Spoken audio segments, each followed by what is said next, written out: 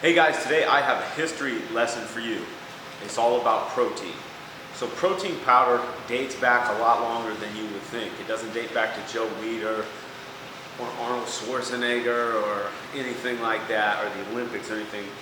The first recorded use of protein powder was way back when Genghis Khan's troops would dry out milk in the sun and they would convert it to powder and take it with them on long trips.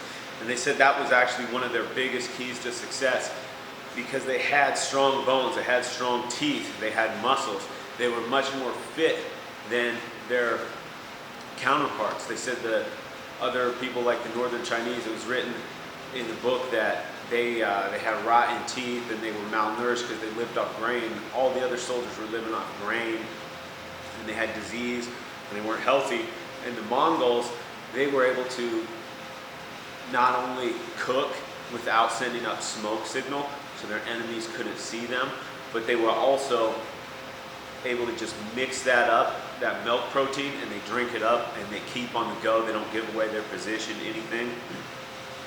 And they basically lived on a low carb, high protein diet. So in those cases where they would have to be battling for days on end, they could keep going much longer and harder than the armies that they did battle with. So I thought that was really cool to just share all the way back how far protein goes and what it can do and how that translates to us today. So everybody's heard that they need to get a protein shake. You've seen it on Dr. Oz, you've seen it on Oprah, you've seen it on every grocery store. You've got Quest bars everywhere, you've got all these different things, and you're confused about what protein you should take. You have all these different kinds, so I'm going to break it down for you real quick with the most common proteins and what they do and help you make a much more informed decision. So, like we said, why would you take a protein powder in place of a chicken breast or a T-bone steak? Convenience. Just like the Mongols, they didn't have time to make camp and make a fire and cook something up. They could just mix it up with water, drink it, and keep going. And that's the way our lives are today. When you're on the go, having a protein powder right there that you can mix up and keep moving is invaluable. You want to be like them, strong and fit, not like their counterparts, weak and sick. So the other thing it's going to do is going to stabilize that blood sugar. Just like the Mongols, they could fight for days at a time without falling apart. If you're dependent on grains, then you're going to have those blood sugar spikes. So it does help regulate your blood sugar. Now let's talk about some of the types of protein. Soy protein is big out there. You'll hear a lot of people call it plant-based protein. That's a catch-all. When you see a plant-based protein, you need to look and say, what is that blend? What is that? It's like saying a milk-based protein. That leaves a lot of things on the table when you just call it a vegetable blend or whatever. So, soy protein, it is the most sprayed on crop. That goes for Roundup on top of Roundup. I personally, I would never let anybody in my family take soy milk.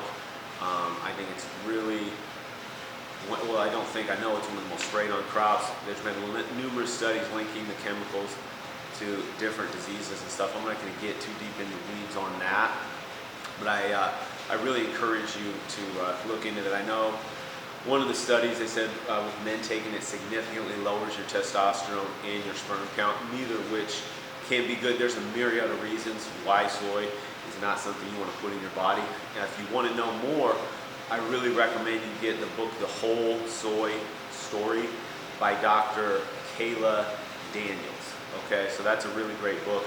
You really want to take a deep dive on soy and figure that out. So the most common ones, so I think that one's, pretty common. If you read any reputable source, they're always talking about basically whey protein or casein.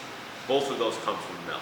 Those are the two, like any bodybuilding publication, magazine, book, website, company is going to be promoting whey protein. So now they're still within whey protein, there's still a ton of different options and things you got to look out for. So let's break it down. There's whey concentrate, which is the worst form of whey. That's just basically the whole thing. Then you have a whey isolate, which is isolated just the protein.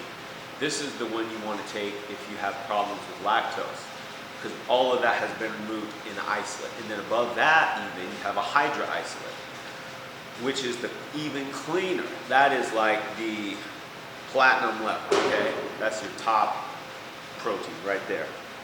Now the other thing that you get from whey protein is the casein protein.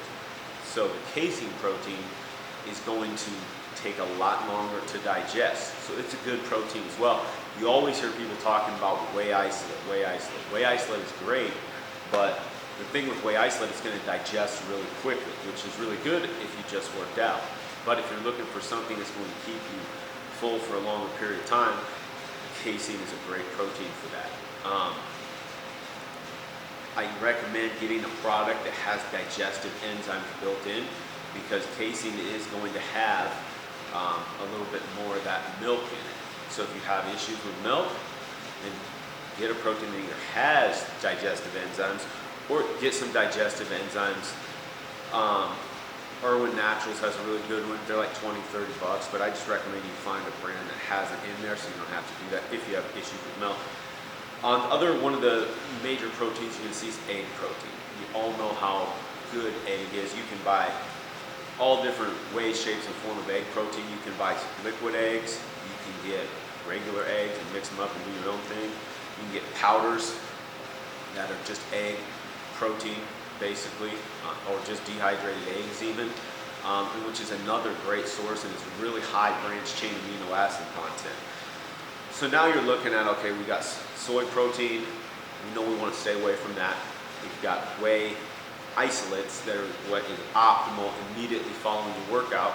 You have your casein protein, which is going to be a great long digesting protein, and then egg protein. Now there's other ones, but these are kind of the top ones.